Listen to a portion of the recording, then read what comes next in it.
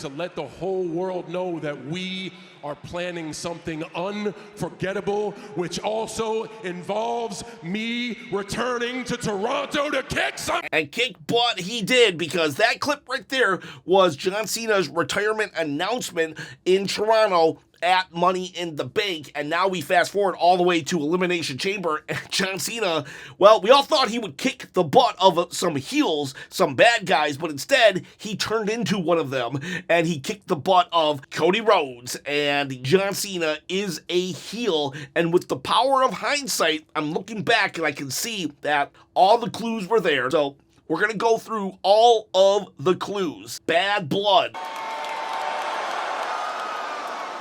At Bad Blood, Rock returns out of nowhere after Roman and Cody teamed up, right? And then Jimmy Uso helps Roman Reigns. And we got Rock coming out, and we think he's mad, and he goes 1, 2, 3. I thought at the time it was Jimmy, Cody, Roman, you're dead meat. But now, with the power of hindsight, knowing that John Cena turns heel, was it hustle, loyalty, respect? And if you turn the hand this way and put up another one of these, that's what John Cena does. This is John Cena's hand motion right here. And I can't take full credit for that. Actually, I can take no credit for that. I heard that on Wrestle Juice. It's another YouTuber. He doesn't know that I even watch his channel. He's way bigger than I am. Now, I don't think John Cena had turned just yet, but I want to throw every possible clue out there in this video. So then we go to Netflix Raw. And at the press conference, he actually says, I'm appearing 36 times. I don't know if 36 dates is enough time to work my way up. I don't know if this is a clue or not, but it does show where his loyalties are lying. Here we got a guy who basically says, I'm retiring, we're gonna have a great time, and then he proceeds to not show up. Just like John Cena decided to embark on a retirement tour and decided not to show up. When you are a heel, you can do that. You can be like, I'm so important, I'm not going to show up. But when you're a face, it's kind of like, I don't know.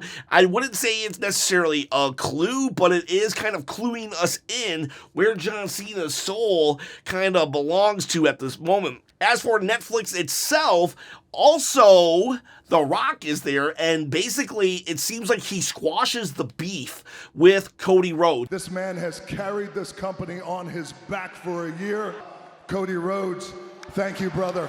They're all friendly now. It's like suddenly they're good friends, and it's weird. A lot of YouTubers and people like myself, we were like, what the heck is this? But then the next night on NXT, The Rock says, The Rock is the final boss, thinking 20 steps ahead. So the best thing for them to do, shut their mouth and enjoy the ride. 1 week before the Rumble, we have foreshadowing of how Cody Rhodes is going to be betrayed by John Cena, because we have a great battle, a promo battle between CM Punk and Cody Rhodes. And CM Punk says to Cody, unlike all these other people, your friends stabbing you in the back, and because I'm your one true friend, I'm gonna stab you in the front.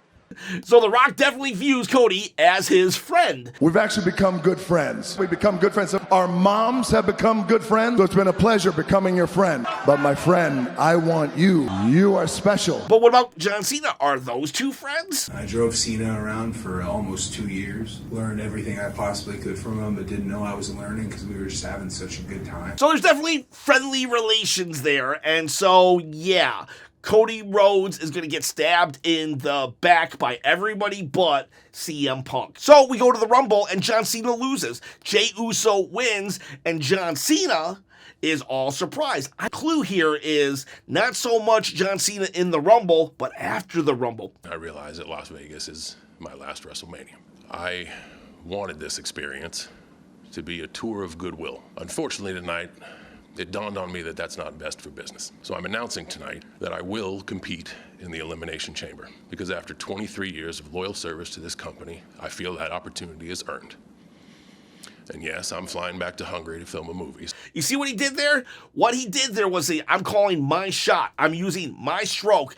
I am entering myself into the Elimination Chamber. John Cena sat there in the press conference, used his stroke, and put himself in the Elimination Chamber. Everybody else had to qualify but John Cena. John Cena is skipping the line. And at the time, it made sense. John Cena made it make sense. However, in hindsight, now we know that this is a heel,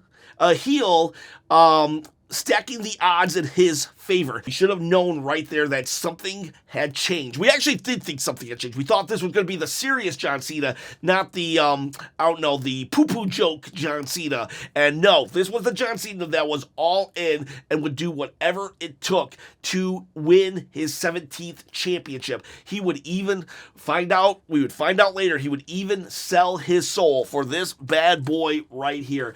And you, though, you don't have to sell your soul for this championship. All you have to do is comment below. I am holding a contest where once I hit 10,000 subscribers, I'm going to give this belt away. No souls are needed. All I need are comments and engagement. You got to comment below, subscribe to the channel, and maybe give a thumbs up after you hit the bell notification. Notify whenever a video comes up. I do videos like 5 to 7 days a week. I do live streams. I do a lot of things. I'm trying to quit the day job and become a full-time wrestling content creator. So please help me out. And in the process, every 10,000 subscribers, I give away a belt. So help me out. So John Cena calls his shot, right? What do the wrestlers think about it? We have them annoyed, but they're not willing to flat out say, John Cena, you're a jerk. Well, other than Drew. But here's CM Punk. Well, one of us didn't qualify. One of us just decided to tell the world, hey, everybody, I'm in the Elimination Chamber. So there you go, CM Punk. At first, he says he was mad about it, but then, okay, well, whatever. I think his spider senses started tingling, but because it's John Cena, and John Cena would never do anything really wrong, he just pushes it. He pushes the thought aside and says, whatever. This a legend, John Cena, deserves to call his shot. I think that's what we all thought. Yeah, John Cena we would love to see him qualify, but we're okay with him not because it's John Cena. He would never do anything wrong. I guess you either die the hero or live long enough to see yourself become the hypocrite. And now, here's like some real foreshadowing. Die a hero or become he says hypocrite, but the saying is you either die a hero or you live long enough to become a villain. And this is a perfect example. John Cena, the hero of millions, becoming a villain. He lived long enough that he became a villain. And John Cena himself, well, he said that that's what would happen too. Let's go back 1 year to where John Cena basically tells us that he could live long enough to be a villain. Imagine a world where The Rock and John Cena are a heel at the same time. So the weird thing is that's supposed to happen. So that's like human trajectory. We all go through patches where we make decisions against our value system. Because that's the natural state of things.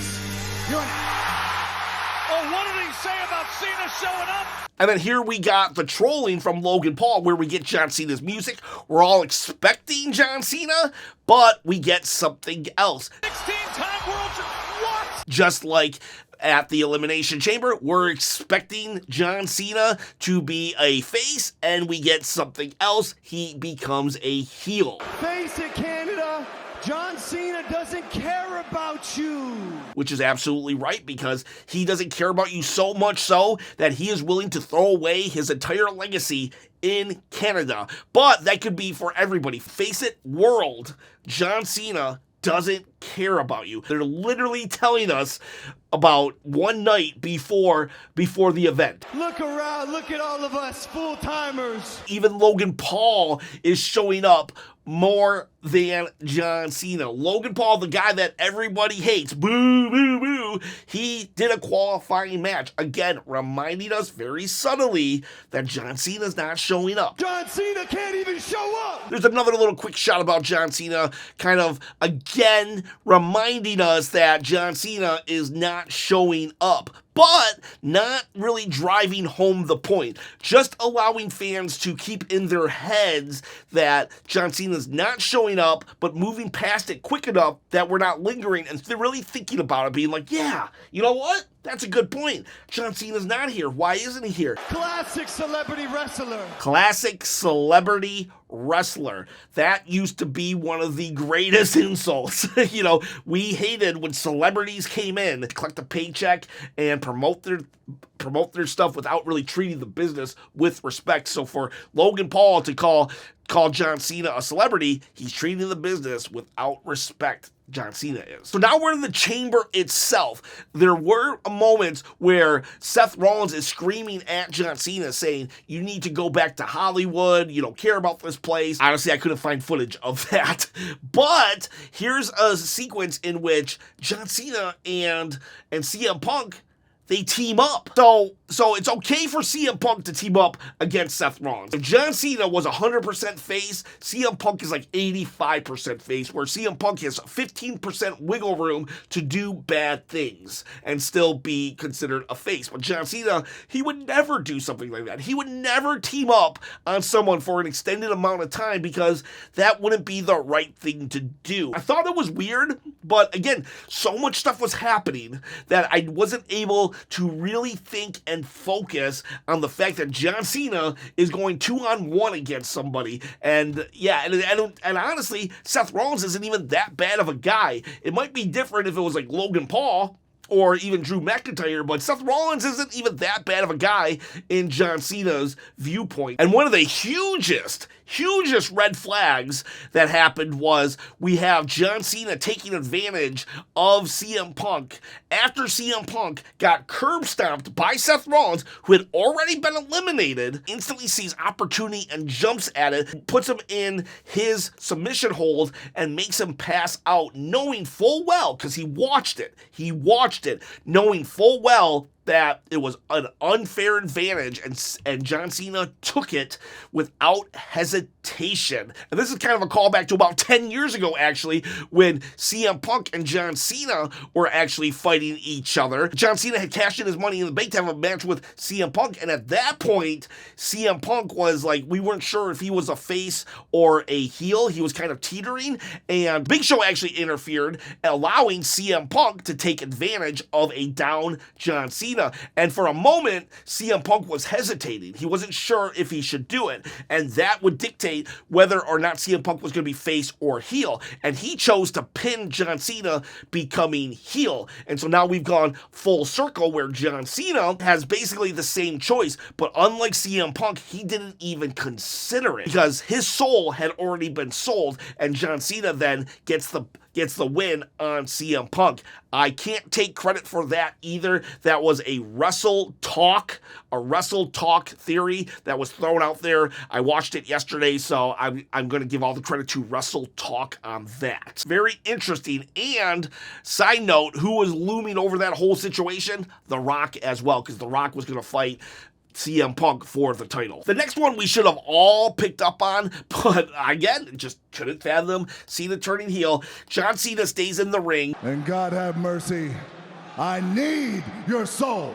Now, at first, I thought it was weird, but I was okay with it because we have Cody Rhodes. He comes out and we have a moment between champion versus challenger, and we even had that earlier when Bianca Belair won. Rhea Ripley came out, and so did Io Sky, her potential opponents at WrestleMania. So Cody Rhodes comes out to congratulate his opponent at WrestleMania. But then The Rock comes out, but John Cena stays in the ring.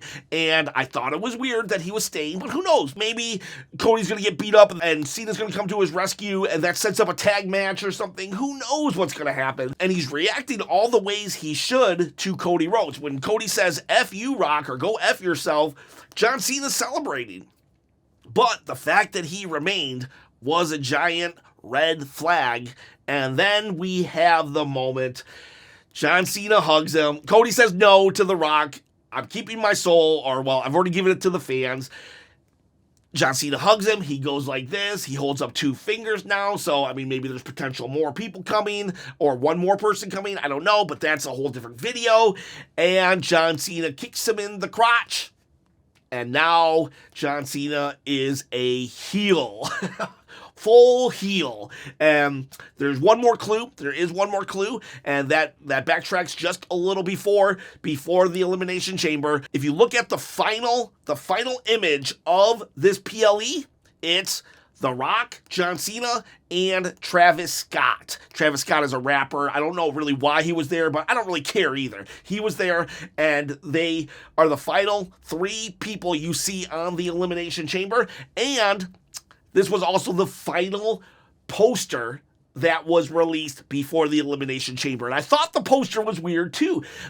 You notice I keep saying, I thought that was weird, but I keep saying, I thought that was weird, but, and then I dismiss the thought. Like, my gut knew something was up, but, like, I would never really entertain the idea. So, right before the Elimination Chamber, they release a poster with John Cena, The Rock, and Travis Scott. That is so weird. Especially because Travis Scott is on there. Now, I don't hate that he was here, but why would they release a poster with him there? Especially when he doesn't even do a song. He doesn't perform at all.